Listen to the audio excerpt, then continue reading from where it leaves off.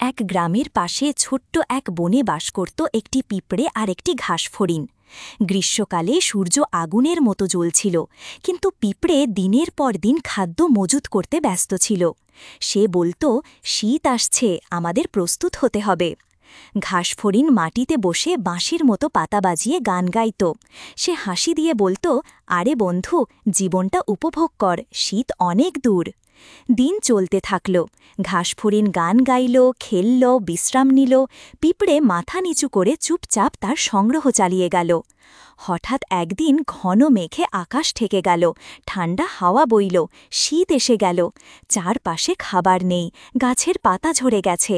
ঘাসফড়িং কাঁপতে কাঁপতে পিঁপড়ের ঘরে গিয়ে বলল, আমি ভুল করেছি, একটু খাবার পেলে বাঁচি। শিক্ষা: মজা করা ভালো, তবে ভবিষ্যতের জন্য প্রস্তুতি নেওয়া আরও গুরুত্বপূর্ণ। কঠোর পরিশ্রম শেষে বন্ধুত্ব রক্ষা করে।